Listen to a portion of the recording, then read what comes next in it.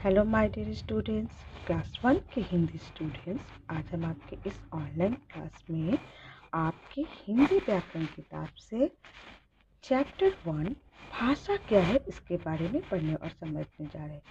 बच्चों, आप लोग पहली बार व्याकरण के बारे में पढ़ने जा रहे हैं। व्याकरण किताब से कुछ पढ़ने जा रहे हैं और व्याकरण को जब हम पढ़ते हैं तो सबसे पहले हमें यही जानना है कि भाषा क्या है।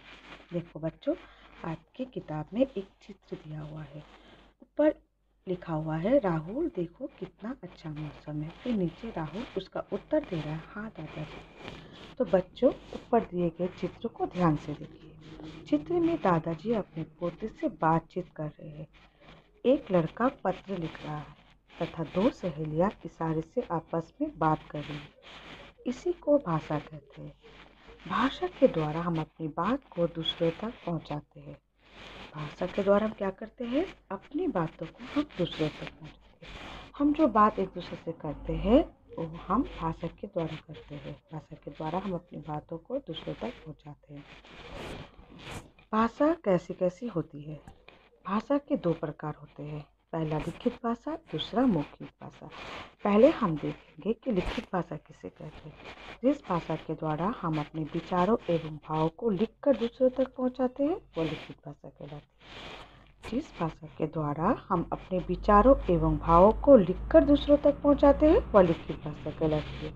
जैसे देखिए, यहाँ पिक्चर दिया है पास में कि टीचर यानी अध्यापिका बोर्ड में लिख रही है। यानी कि जब स्कूल में टीचर हमें बोर्ड में लिख के समझाते हैं वो लिखित भाषा है, ठीक है।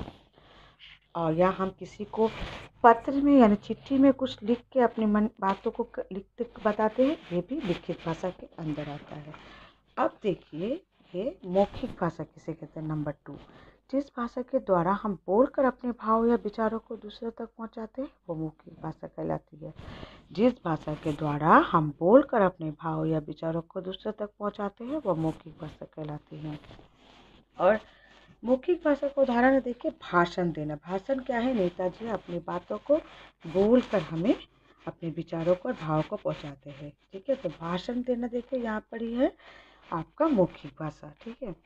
और एक भाषा होता है जिसे हम सांकेतिक भाषा कहते हैं। सांकेतिक भाषा जब हम इशारों से अपनी बात दूसरों तक पहुंचाते हैं तो वह सांकेतिक भाषा कहलाती है। जब आपने देखा है ट्रैफिक पुलिस इशारों से अपनी बातों को बोलता है, इसे इधर जाओ उधर जाओ, ठीक है। सांकेतिक भाषा यह व्याकरण में नहीं आती है, इसलिए भाषा के प्रकार में नहीं है, लेकिन ये भी एक प्रकार का भाषा है, ठीक है, लेकिन यह व्याकरण में नहीं आती है। तो बच्चों, ये थे आपके चैप्टर 1 का भाषा, ठीक है। और आप बच्चों, आप लोग भाषा क्या है जान गए। अब आप लोग घरों में फिर से पढ़िएगा तो आप लोग को समझ में आ जाएगा। और प्रश्नों के उत्तर हम आपको लिख के दे देंगे और बाकी जो है वो हम लोग ये गूगल मीट क्लास में करेंगे और आपका होमवर्क रहेगा, आपको करना होगा। Thank you students.